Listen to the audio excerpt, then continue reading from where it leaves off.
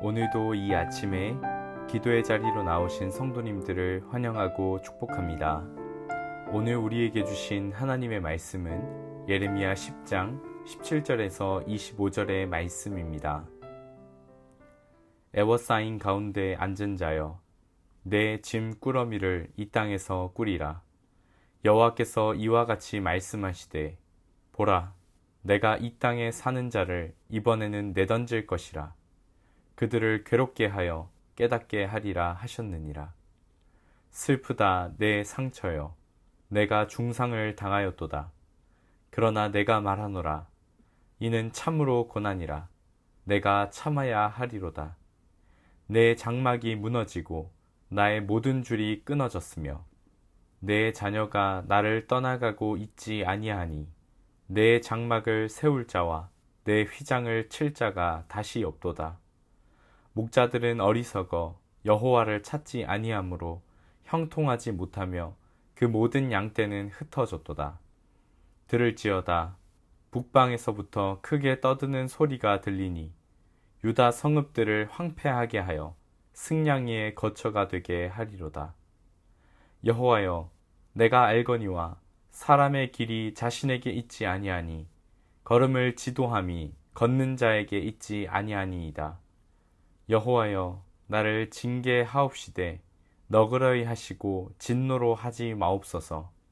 주께서 내가 없어지게 하실까 두려워하나이다. 주를 알지 못하는 이방 사람들과 주의 이름으로 기도하지 아니하는 족속들에게 주의 분노를 부으소서. 그들은 야곱을 씹어 삼켜 멸하고 그의 거처를 황폐하게 하였나이다 하니라. 아멘. 어제 말씀 예레미야 10장 1절부터 16절까지의 말씀은 헛된 우상을 따르는 어리석은 이스라엘 백성들을 꾸짖으면서 대신에 하나님의 놀랍고 위대하심에 대해서 이야기하였습니다. 예레미야는 우상과 하나님을 비교하면서 우리가 진정으로 두려워하며 따르고 우리가 바라보아야 할 것은 화려해 보이는 헛된 것들이 아니라 진짜 창조주이신 하나님을 바라보아야 한다라는 것을 이야기하였습니다. 그리고 오늘 말씀에서는 이제 그런 헛된 우상을 쫓은 이들을 하나님께서 이제 심판하실 텐데 17절에서 이렇게 얘기하십니다. 애워싸인 가운데 앉은 자여, 내 짐 꾸러미를 이 땅에서 꾸리라. 하나님께서는 짐을 꾸리라고 하십니다.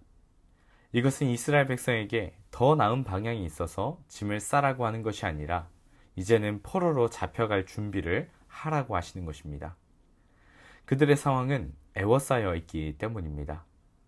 하나님을 따르지 아니하고 각기 제 갈 길로 갔던 이들에게 피할 수 없는 하나님의 징계가 내려지게 될 것입니다. 어디로 가든지 이것을 피할 길은 없습니다. 그런데 이러한 하나님의 징계 가운데 하나님께서 전혀 뜻밖의 말씀을 예레미야를 통하여 이스라엘 백성들에게 하십니다. 바로 18절의 말씀입니다. 여호와께서 이와 같이 말씀하시되, 보라, 내가 이 땅에 사는 자를 이번에는 내던질 것이라. 그들을 괴롭게 하여 깨닫게 하리라 하셨느니라. 하나님의 징계가 이스라엘 백성들에게 반드시 임할 것이고 너희는 분명히 괴롭게 될 것인데 그러한 고난 뒤에 하나님의 목적이 숨겨져 있습니다. 그것은 바로 깨닫게 하신다라고 하는 것입니다. 마치 부모가 자녀가 정도에서 어긋나고 잘못된 길을 가고 있을 때 어떤 감정이나 분노로서 자식을 대하는 것이 아니라 분명한 목적을 가지고 자녀를 징계하여 자녀가 지금 행동하고 마음먹은 것이 잘못된 것임을 깨닫게 하는 것처럼 하나님이 지금 그렇게 하시겠다라고 하는 것입니다.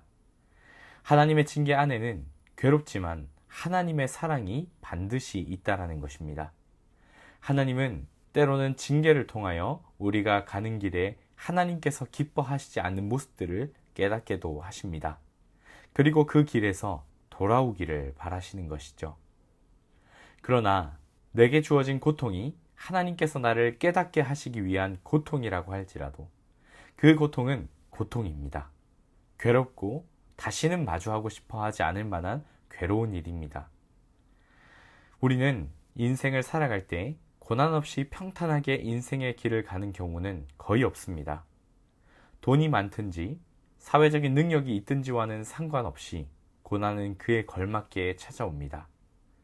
나이로도 마찬가지입니다.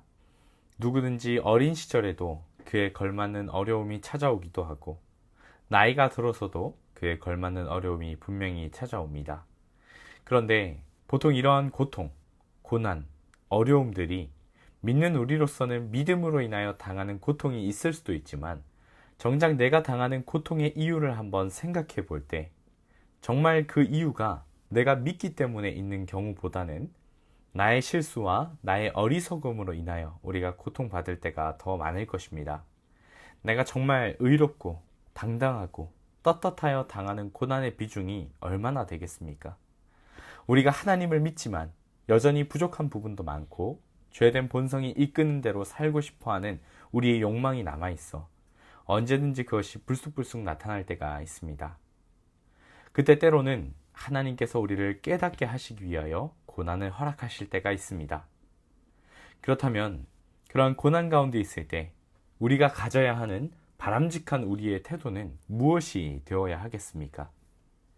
23절과 24절의 말씀입니다.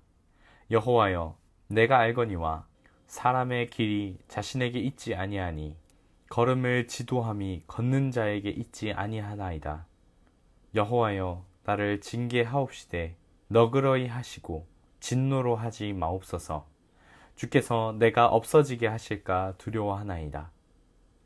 믿는 자에게 있어 위의 삶의 태도는 우리의 걸음이, 우리의 인생의 방향이 모두 다 하나님께 있다라는 것을 인정하며 살아가는 삶의 태도가 필요합니다. 모든 사람의 길은 하나님의 주권 아래 놓여 있습니다. 시편과 잠언의 지혜서들에서도 이것을 분명히 우리에게 이야기해 줍니다. 일단 고난이 찾아오면 우리가 드는 여러 가지 질문이 있을 것입니다. 보통은 우리가 그 고난의 이유에 대해서 찾게 됩니다. 왜 나에게 이러한 고난이 오게 되었는지 그 고난의 이유를 먼저 찾습니다. 그런데 하나님을 믿고 신뢰하며 하나님이 이 세상을 다스리신다라고 믿는 이들에게는 내가 가는 길이 나에게 있지 아니하고 하나님께 있다라고 하는 그 사실을 우리가 베이스를 가지고 살아가야 하는 것입니다. 하나님이 우리의 모든 것을 아시고 나보다 나를 더 잘 아시고 나보다 나를 더 잘 아시는 분이 내게 고난을 주신 이유도 하나님의 사랑이며 깨닫게 하시기 위함이라는 사실을 발견할 수 있게 되기 때문입니다.